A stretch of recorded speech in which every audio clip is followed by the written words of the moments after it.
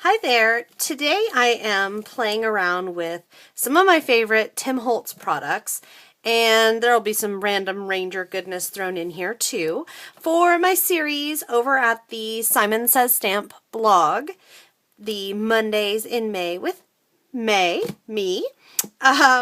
So here's the thing, I have such mad love for so many of almost every Tim Holtz product that he's got out there. So I'm going, okay, well, how can I, narrow this down so that it's manageable? Because what am I going to pick to talk about? And the new spring Distress ink colors, one of which is shaded lilac, and lilac being both one of my favorite colors and one of my number one favorite flower, I thought it'd be perfect to use that as inspiration and go purple today. So I've got a couple different products. I've got my distress markers, I've got a couple of distress stains and distress ink pads in purple out on my work surface. And then I gathered some other purple stuff, and I also gathered my picket fence distress stain in case I need that. I've got my distress stickles, and then I also have a mister bottle of just water. And I've got some other Ranger goodies, some Dilutions purple ink spray, Jenny Bolin, paint dabber, liquid pearls in majestic purple. Let's see, we got Grape Fizz Perfect Pearls Mist and Grape Fizz Perfect Pearls in case I want it that way.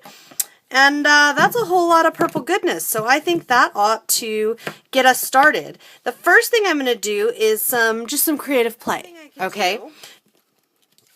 We're just playing around. We're just getting warmed up here. Another thing I could do, I could take my tag and mist it. And then, let's see, we'll use some, that was already shaken up pretty good. I could put some picket fence on here.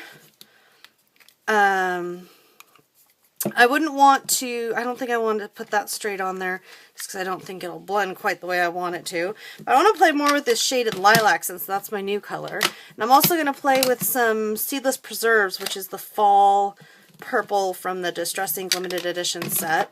And I can mist those. And we could go, ooh, look at that. And you could do this direct. You could do like what I'm doing where I'm just like slapping my wet tag. And the reason I'm not drying in between is because I'm just getting a layer of color. I'm just trying to get color to coat this tag. And you can see how it all is just like blending up and making a big, beautiful purple mess. Love it. And you don't have to do the picket fence either. You could totally do this without. I just kind of like the milkiness that it adds for this. And then I can dry it off. And while I'm drying it off, I could also spritz it with some water directly.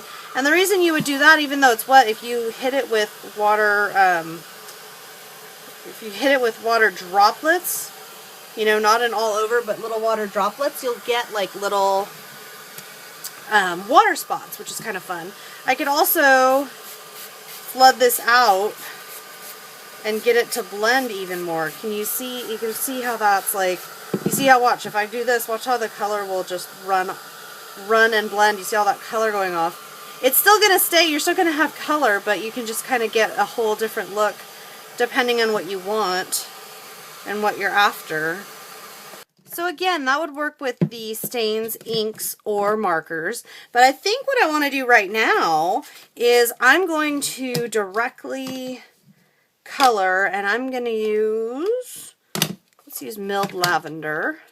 And for this kind of a surface, I'm going to go ahead and do with the stain because it'll just be faster and easier. But pen or ink pad would work. But I'm just going to cover this whole surface with milled lavender. And then I'm going to let it dry. And again, you could let it dry or you could dry it yourself. Okay. And then I'm going to take the milled lavender again. And I'm going to stamp this Tim Holtz stamp. I'm going to ink it up.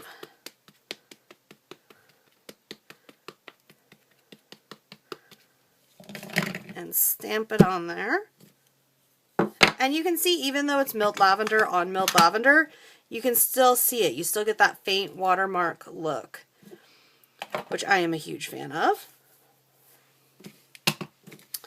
Okay, but that's kind of faint, and I could come in here with my Distress marker pen and Like in the, again, still in milled lavender, I'm still in the same color.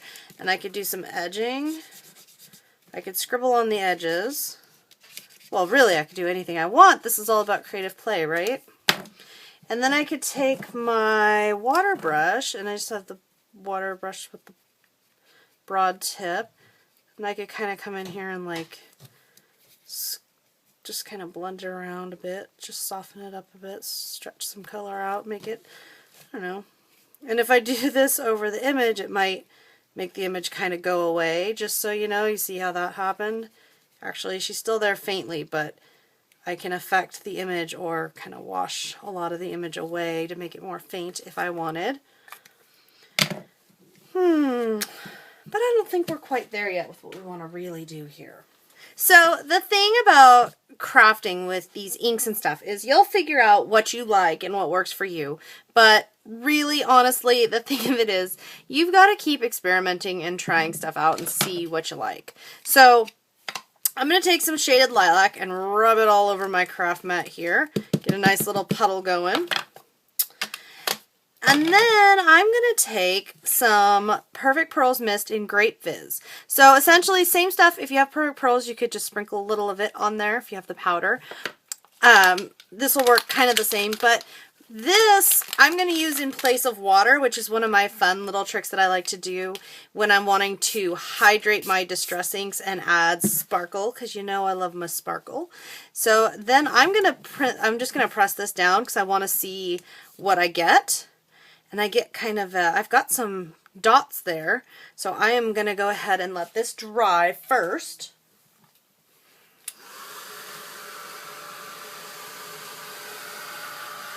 And the reason I am letting this dry is because I want to dry between my layers.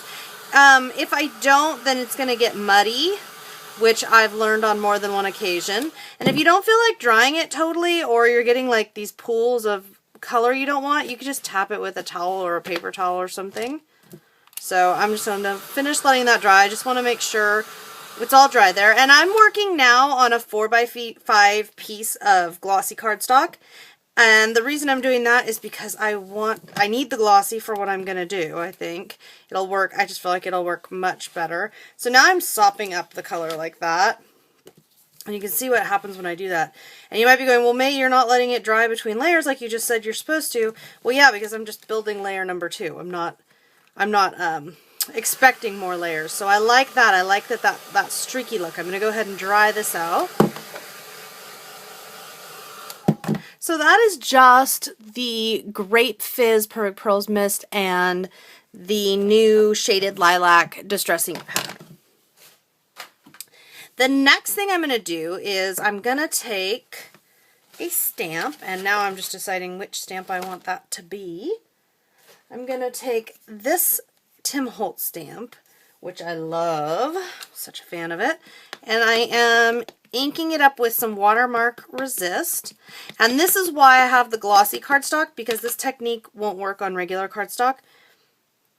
And I'm going to decide which way I want the stamp, and I'm going to place the stamp and just get it, make sure it's got a nice good all over pressure, and then pop it off, and it looks like nothing. So I want to heat set this a little bit just so that Watermark Resist can set. You just want to make sure it's set up, because if you don't, it'll just smudge. And believe me, I've gone through several editions of this to remind myself. It's hard to remember. Let it set. Don't try to rush it. So once that's set, I'm going to use the Dusty Concord Distress Stain, because the thing I've found is if you really want this to be able to show up, you need a darker color. Okay, and my technique for this, you could do it a lot of ways. You could do it onto here and then like swipe it through if you want it to get more like drips and stuff. I do love how those drips came out. You could rub it on. I like my favorite technique with the distress stains. I call it the whack it. And basically you squeeze the bottle a little, and that's right, you'll whack it. And I'm going to whack all over the area where I know my stamp is. I'm going to let it set for a minute, and I'm going to, right where it's at, let it dry a little bit. I am going to not wipe exactly, but like blot off some of this color, because I may need another layer to really get it to show. And I think this time I'm not going to go quite so hard because I'm really just trying to get color in there. And I think I'm going to come in with some vintage photo actually, because I really need that contrast. Okay, because the resist, it's going to show through that light lavender color, but I really just want to make sure that I get plenty of contrast, plenty of dark now, so that it really, that image really shows through. I'm going to blot that off because I don't want a ton of brown. And I can just keep layering color here. And you can see I'm not even using the heat gun anymore because I just don't need it. Okay, so I can even get in here with my finger and rub it around if I want. And you can see how that's resisting. And since we're working on gloss cardstock, we can keep on abusing this as much as we need to, really, because it'll take it. It's not going to be a problem. Okay, but once I have that the way I want it, I can let it dry. And you can see it doesn't, this one doesn't come out. This particular stamp is not a sharp stamp. This particular stamp, you know, there's a lot of like, it aged look to it. So it didn't come out very super precise. If you wanted more precise, obviously use a precise stamp and that would help you out there. So the next thing I'm going to do, I'm going to take some shaded lilac and I'm going to take one of these mixed media Tim Holtz stamps. And yeah, you're seeing that right. I am not using a stamp block. I don't think I even have one that would fit this. And I'm going to press that down there. And I'm just getting some added design here, okay? We already have that color in our background. It's already in there. And there, that's good. Add some texture in.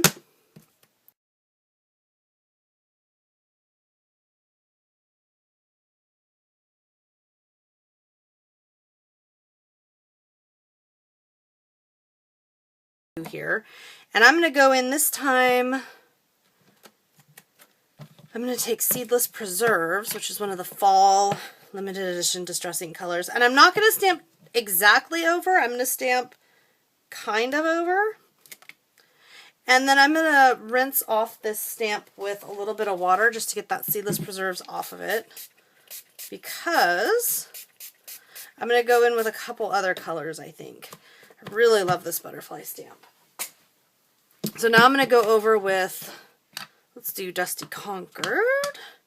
And I'm going to do a couple more butterflies. So you will still see in the right light, I guess, my Perfect Pearls butterfly, but I'm also going to do a couple of other ones just, and I'm going to do one up in this corner where it's light.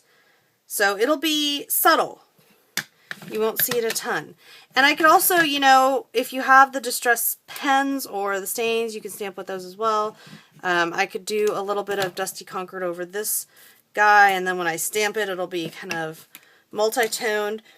And I've got myself a beautiful, beautiful mess here. But ultimately, this is now a background. We are not even close to done with this. I just took it, put it in my Tim Holtz Alterations Sizzix, one of my favorite texture fades, and embossed it now. I know, I just keep doing stuff to it, and you know why? Because, you know, when I look at something and if it's kind of like, you know, it's a background and it's kind of a hot mess, to be perfectly honest.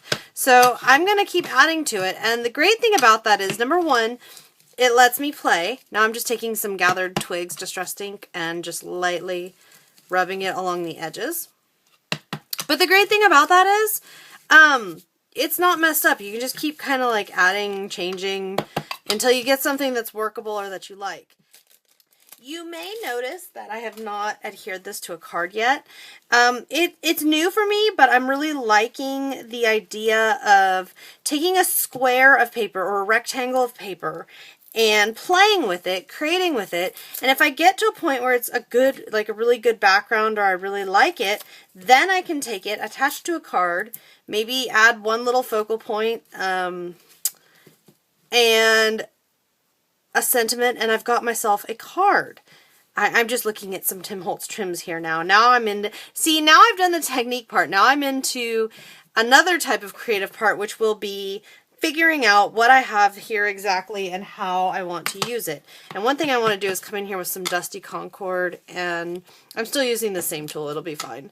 And I'm just lightly rubbing some of that on so I get some more of that purple goodness that I love.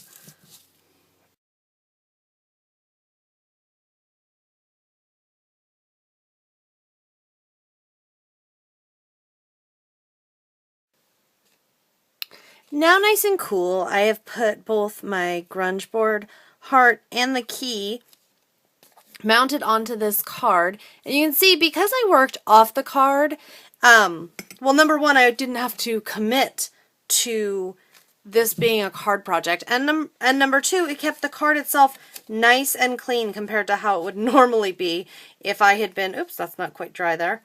The adhesive is still wet here. But it kept the card nice and clean on the inside and on the back as well. I do have some shaded lilac ink just applied with the blender all around the sides here. And at this point, I feel like I could put another sentiment, like a hi or thanks or whatever it might be, congratulations. But I have the love here on the key. So until I decide to actually send this card, I feel comfortable with how it is right here, right now. I hope you've enjoyed this look at my creative process and enjoyed watching how something like this could evolve and come about, how we can get such a detailed background just by playing and enjoying. I wish you very happy crafting.